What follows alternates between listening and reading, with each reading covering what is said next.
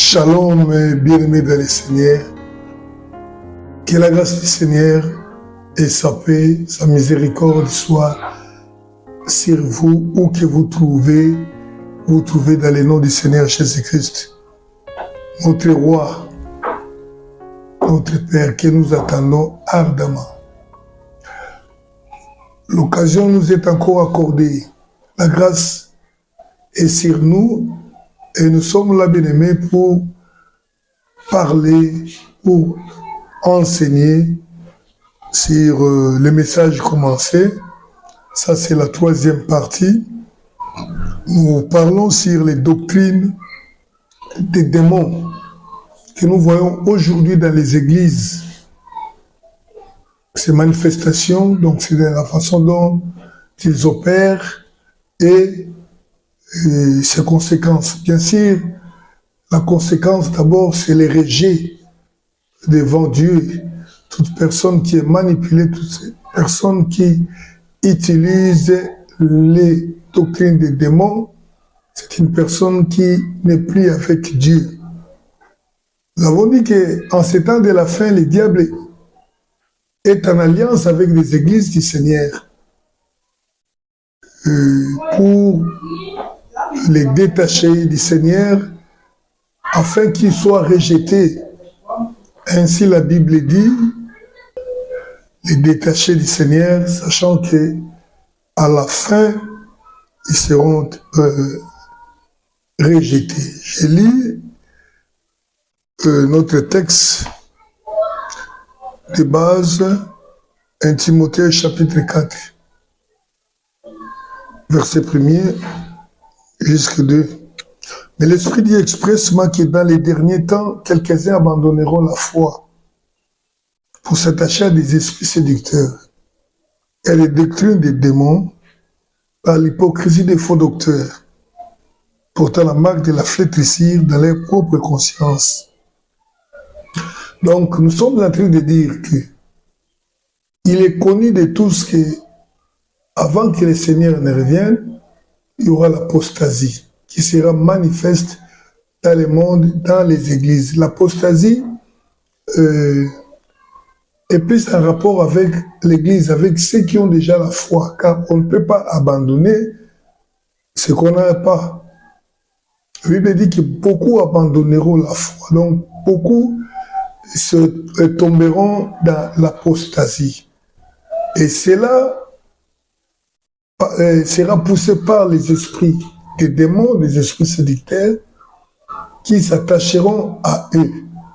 Donc, lorsqu'on abandonne la foi, c'est qu'on se détache du Seigneur Jésus, et puis on s'attache aux démons. On est en alliance avec eux.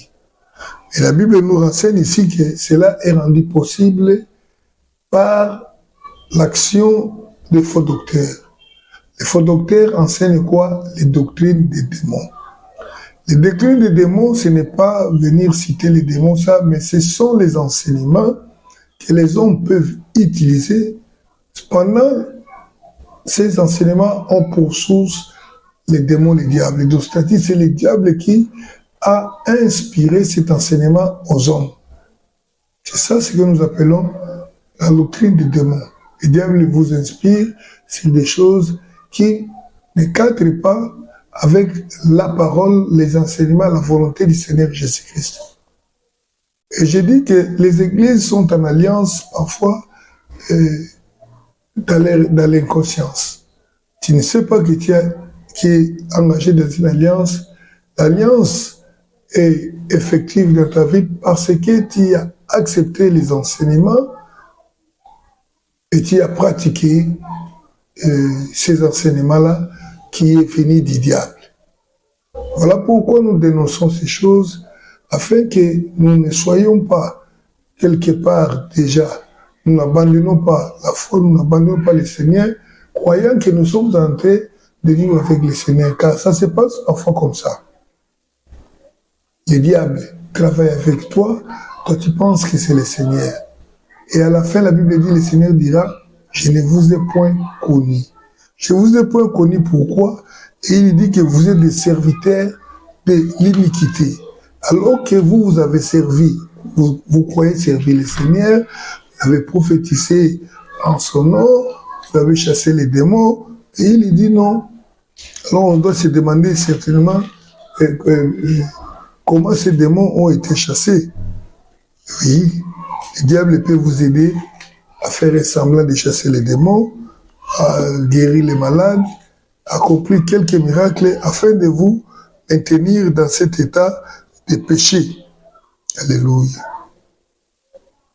Alléluia. Voilà. C'est Matthieu 7, 21 jusqu'à 23. J'ai l'air 23, alors je leur dirai ouvertement, je ne vous ai jamais connu, retirez-vous de moi, vous qui commettez l'iniquité, vous qui travaillez dans ce que je n'ai pas ordonné, dans les péchés. Amen. Cela est possible par les doctrines. Alors aujourd'hui, nous allons parler sur la doctrine des interdits d'aliments. C'est toujours là où nous avons commencé notre message dans Timothée 4, verset 3. Ils prescrivent de ne pas se marier et de s'abstenir des aliments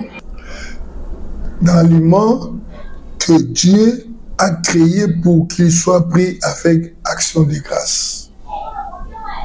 Alléluia. Action de grâce par ceux qui sont fidèles et qui ont connu la vérité. L'apôtre Paul nous montre une autre doctrine. C'est cette doctrine où on enseigne qu'il y a certains aliments que les enfants de Dieu ne doivent pas manger. Alléluia. Cependant, pour Dieu, nous le savons, Dieu a ordonné à l'homme de manger de tout. Vous savez, la nourriture, se nourrir, c'est une prescription de Dieu depuis la création de l'homme. C'est Dieu qui a dit à l'homme, tu mangeras. Et Dieu dit à l'homme, tu mangeras les fruits de tous les arbres que j'ai plantés, sauf l'arbre de connaissance du bien et du mal. Malheureusement, nous savons ce qui était arrivé.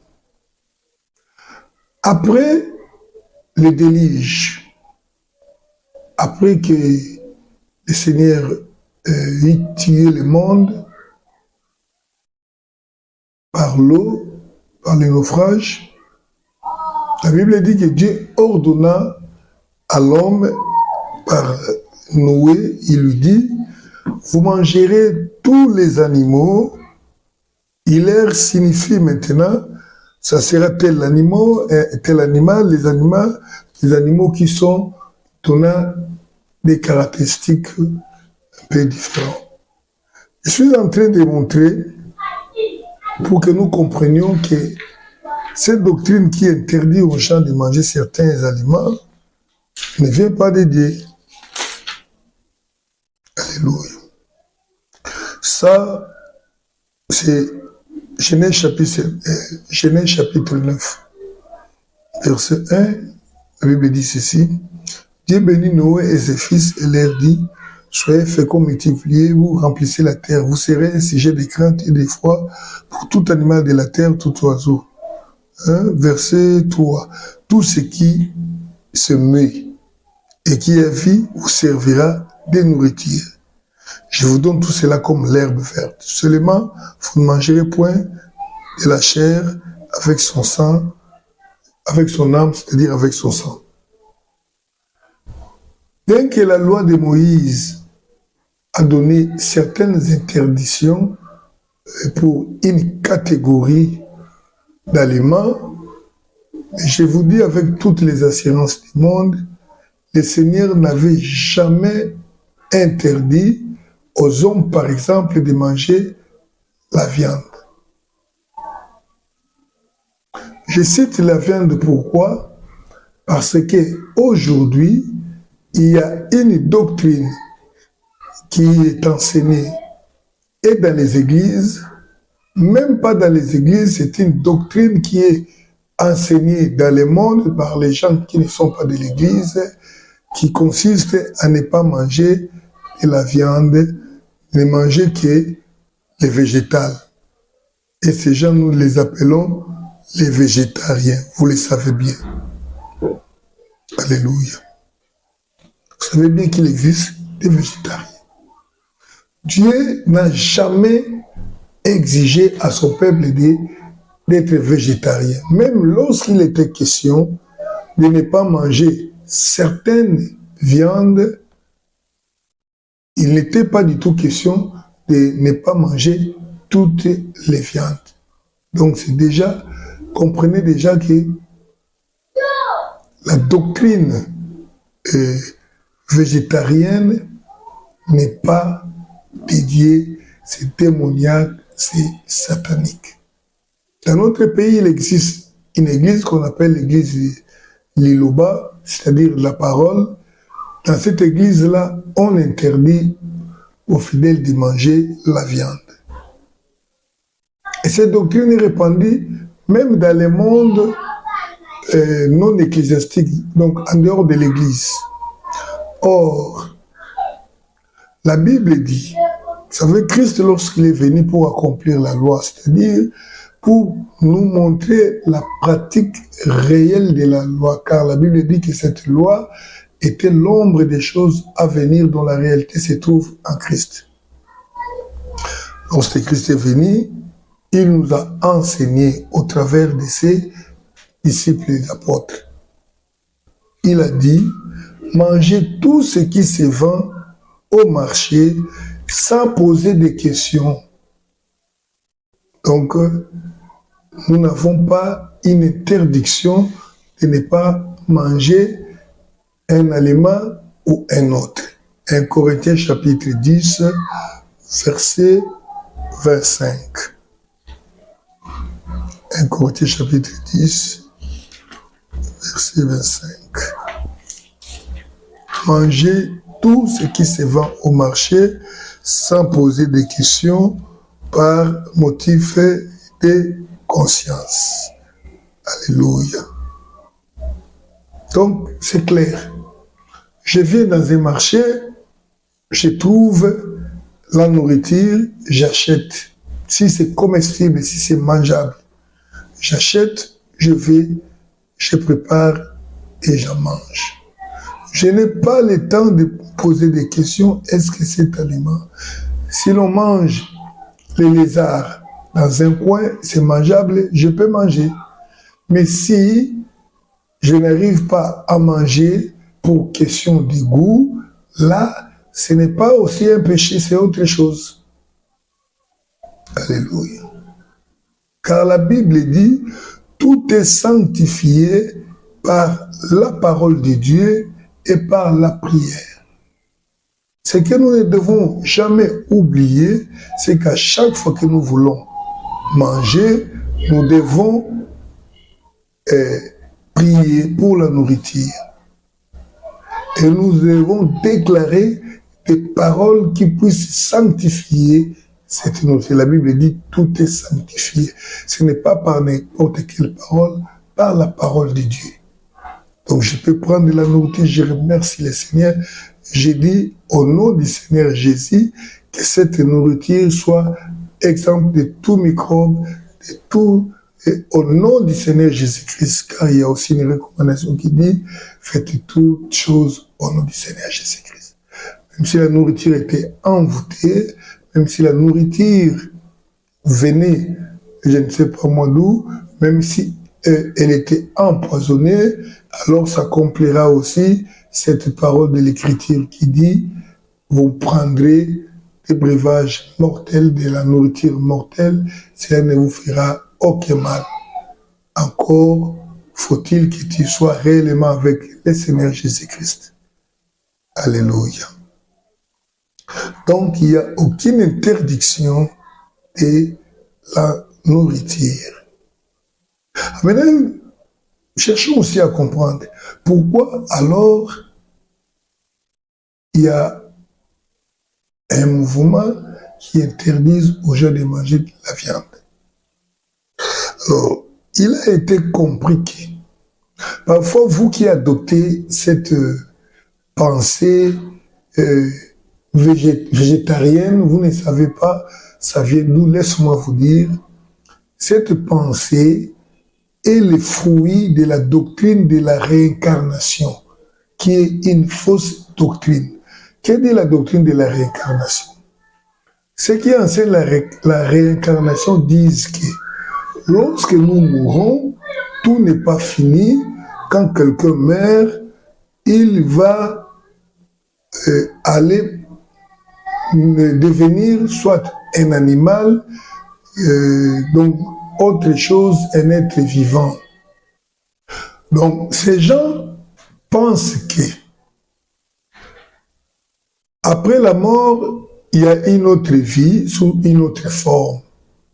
C'est comme ça qu'ils se disent, si je me mets à manger, par exemple, un peu, une vache, il se pourrait que je mange le corps de mon frère qui était décédé et qui est devenu une vache.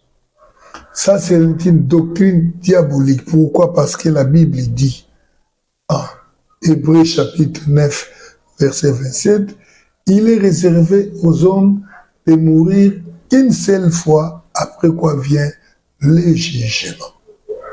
Après le jugement, pour ceux qui n'ont pas cru au Seigneur Jésus-Christ, pour aller dans les lieux de tourments, dans l'enfer. Pour ceux qui ont cru, ils sont déjà exemptés. Le jugement est là, mais ils sont déjà acquittés à l'avance pour aller dans les lieux de repos, dans les paradis du Seigneur. C'est ça la vérité. Et maintenant, toi qui s'aimais, qui est devenu végétarien, tu ne sais pas pour quelle raison cette histoire est née. Tu penses que c'est honorer la nature, honorer... Les hommes sont devenus plus humanistes que Dieu pour protéger les animaux et tout ça. Non, bien aimé. Donc, tout ce qui devient végétarien, en réalité, il est adorateur de tous les êtres vivants. Ils pensent que c'est Dieu, parce qu'ils disent que l'homme a été créé à l'image de Dieu. Il meurt, parfois il devient un chien, il devient une chèvre. Alors si je mange l'homme, l'image de Dieu. Il vénère les animaux comme étant des dieux. Vous le savez bien, les hindous, par exemple, ne mangent pas la vache. Pour eux, c'est leur dieu. C'est un animal sacré. Vous savez, le végétarisme, cette doctrine des végétariens, est l'œuvre d'un mathématicien célèbre grec qui s'appelle Pythagore. Et Pythagore était un franc-maçon, était quelqu'un d'occultiste. Parce que selon eux, il fallait que l'homme arrive à un certain niveau pour comprendre certaines choses qui étaient cachées aux yeux des autres. Vous les connaissez bien, nous l'avons étudié à l'école. Mais la réalité nous dit que c'est Pythagore-là. Vous savez que l'Égypte ancien regorgeait les savants à l'époque-là. Ils allaient en Égypte pour être enseignés. C'est de là qu'ils ont appris d'ailleurs cette science, la mathématique. C'est pas pour défendre l'homme noir, mais c'est ça la réalité. Je ne suis pour rien là-bas. Mais c'est en Égypte là-bas qu'ils ont épousé les doctrines démoniaques. Parce que Pythagore s'est fait l'apôtre, je dirais même, ou le Christ des végétariens. Mais même ceux qui sont végétariens aujourd'hui ne comprennent pas, qui sont emballés dans les histoires qui ne sont pas concernés. Mais comme ils ont accepté d'être végétariens, c'est-à-dire qu'ils adorent les êtres, tous les êtres humains sont des dieux, ils les respectent, qu'ils ne peuvent pas les manger. Alors que Dieu a dit, je vous donne tout ce qui meut, tout ce qui a le mouvement. Même si j'arrive dans un contrée, on mange les cancrelats. Oui, pour moi, je sais que je ne peux pas manger ça, mais la Bible dit, si tu ne manges pas ce que l'autre mange, ne les considère pas comme, ne les méprisez pas. Oui, je sais que c'est leur façon de manger. Si ça ne tue pas, si ça ne constitue pas un poison, donc c'est normal. Je peux les manger si j'ai aussi un cœur qui peut supporter ça. Parce que parfois c'est question d'habitude. Mais je ne mange pas les viandes sacrifiées aux idoles. Si on m'apprend que cette viande a été sacrifiée aux idoles, je ne la prends pas à cause de ça. Surtout à cause des hommes. C'est comme les gens disent, vous savez, dans les marchés, il y a les magiciens qui produisent de façon mystique de la viande. Si vous allez vous manger ça, je viens, j'achète. Tant que je ne connais pas, tant que le Seigneur lui-même ne me montre pas que ça vient du monde occulte, du monde satanique, j'achète, je prie ça et je mange. Ça n'a aucun problème. Mais si on m'apprend que cet homme-là est un magicien, il fabrique, là je ne prends pas. C'est clair. Mais les interdits. Et vous savez que plusieurs d'entre nous sont tombés aussi dans cette histoire-là des interdits d'aliments. Surtout en Afrique, ça existe dans les familles.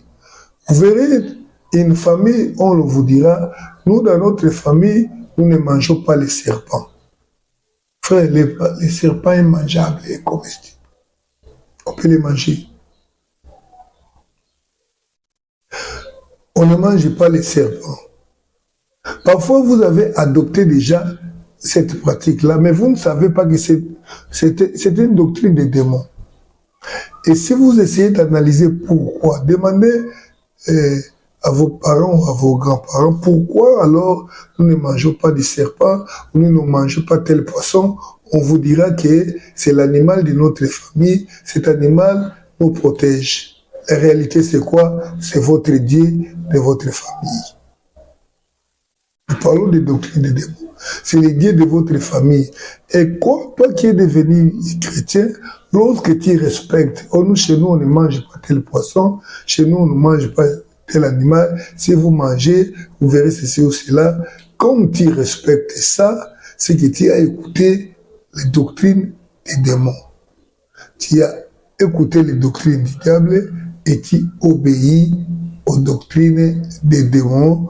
Automatiquement, les démons ont le droit de travailler dans ta vie, de détruire, de faire tout ce qu'ils veulent. C'est comme ça qu'on se retrouve dans des églises avec les enfants de Dieu qui sont liés. Parfois, c'est à cause d'avoir accepté ces doctrines des démons. Par exemple, là, nous sommes en train de parler sur les interdictions des aliments. Oui, dans toutes les familles africaines, ils ont un interdit. Est-ce que avez-vous eu le temps de demander pourquoi c'est interdit? On vous dira, nos ancêtres ne les prennent pas. C'est qu'il y a eu une alliance. Vos ancêtres ont vénéré cet animal-là. Il y a de ceux-là qui disent, si vous êtes dans la forêt, vous rencontrez les lions, ne fuyez pas parce que c'est l'animal de la famille. Et vous pouvez rencontrer aussi un lion, vous verrez que ces lions-là ne vous feront aucune menace. Il y a eu une alliance démoniaque avec l'esprit-là, qui se représente sous forme de lion. Ça a été toujours comme ça. Ce n'est pas une affaire africaine, même les Européens, ils ont toujours eu ça. Ils adorent beaucoup de choses. Même les Asiatiques, il y a des gens qui ont pour totem familial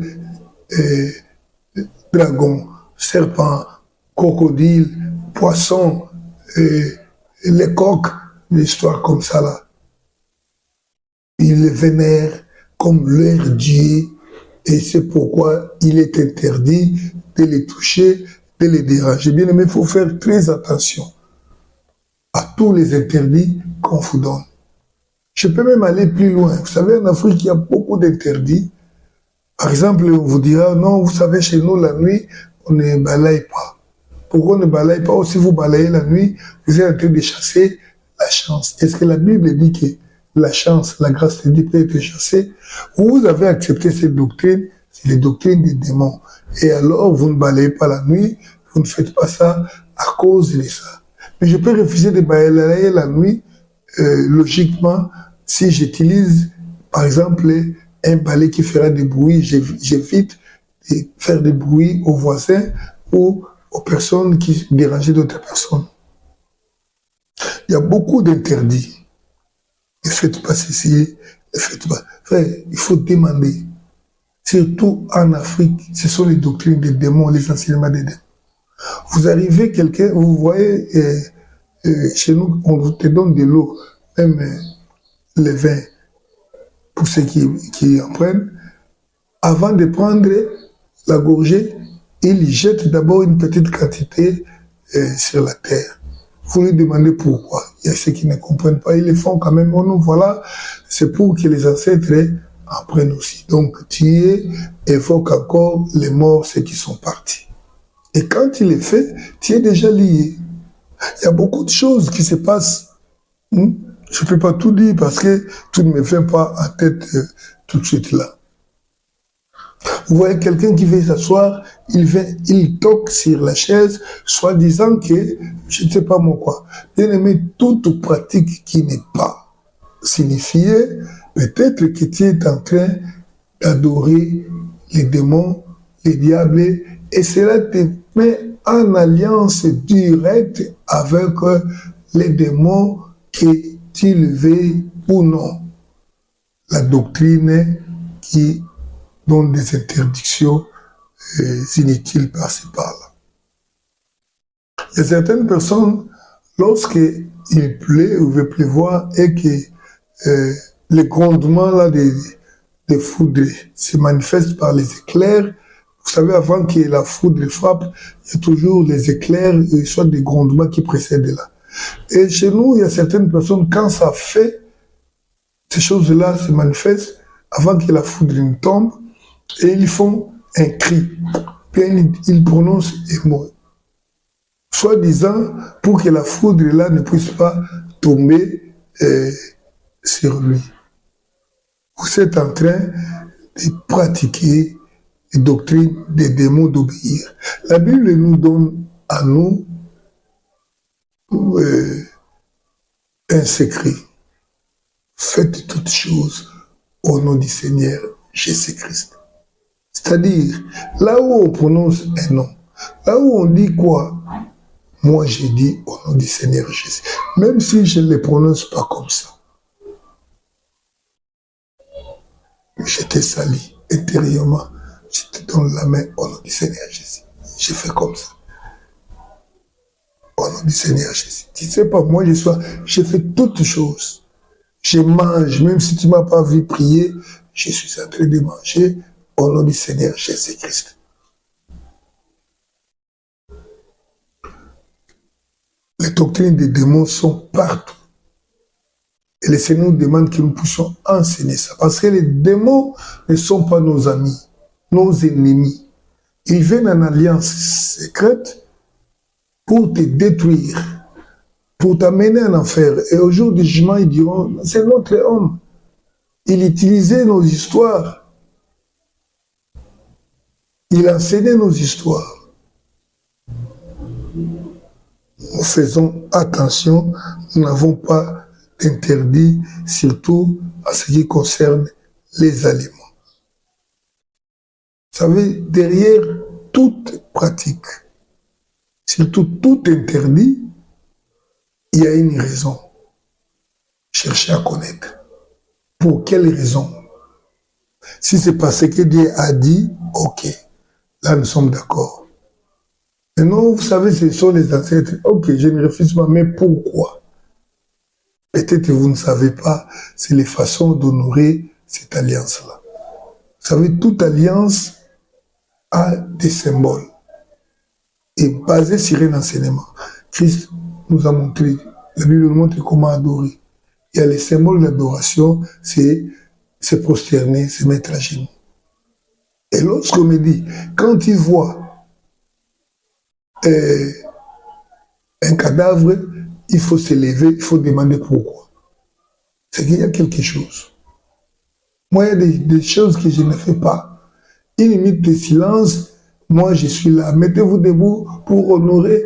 Moi, je ne le fais pas. Parce que je ne sais pas ça vient d'où. Il y a risque que je puisse adorer. Il y a toutes les cérémonies qui se passent dans les deuils. C'est là où le diable est en train de prendre, de retenir beaucoup d'enfants de Dieu dans l'esclavage. Et il est là, il te bloque, et tu te demandes pourquoi. Parce qu'il a trouvé en toi ces pratiques, surtout les cérémonies dans des morts qui se passent dans des morts africaines. Moi, j'ai toujours demandé, qui a dit que vous venez devant un cercueil et faire comme ça, s'agenouiller? Ça, c'est se prosterner. Qui vous a dit ça? Quand vous le faites là, qui vous a dit? Il y a une autre doctrine, laissez-moi dire ça quand ça vient à tête. Les chrétiens disent que ton âme, qui disent aux morts que ton âme repose en paix. C'est-à-dire là, que ton âme, tu es en train de parler au diable. Parce que la Bible dit, ne parlez pas aux morts, toi tu parles aux morts. Que ton âme repose en paix. Tu penses que vraiment Dieu peut donner la paix à une personne à cause de ton souhait? Pourquoi nous voulons nous mentir comme ça? Tu penses vraiment que Dieu va accorder la paix à un impudique, à un meurtrier, parce que toi tu lui as dit que ton âme repose en paix?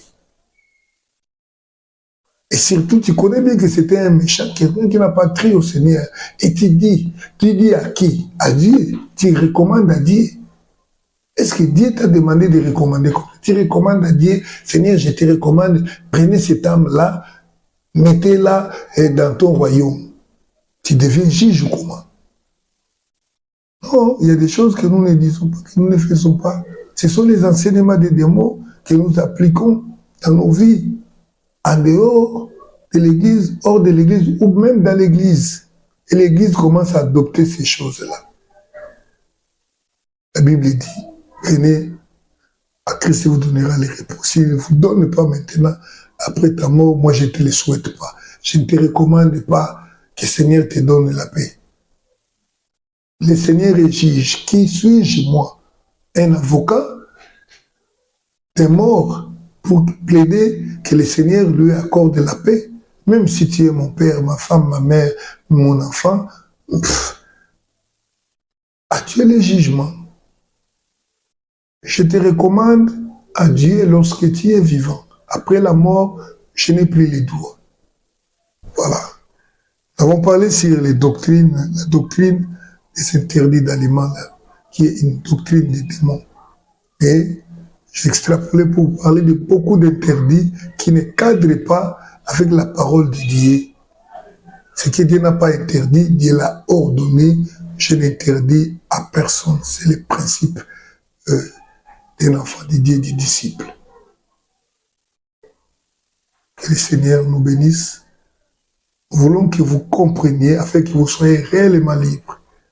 Que vous ne soyez pas bloqués par les démons. Bien sûr, nous pouvons prier pour la délivrance, nous le faisons.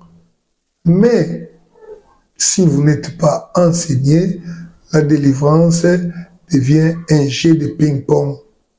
On va te délivrer et après-demain, les démons reviendront avec force. Fuyez, débarrassez-vous de toutes les doctrines des démons. Que le Seigneur vous bénisse. À la prochaine. Amen. J'ai un problème de gorge. J'ai un problème de corde vocale qui est cassée. C'est pourquoi la voix devient comme ça. Nous espérons que le Seigneur nous guérira. Et sinon, nous sommes là, nous continuons. Et priez pour nous pour que ça ne s'éteigne pas cette voix-là.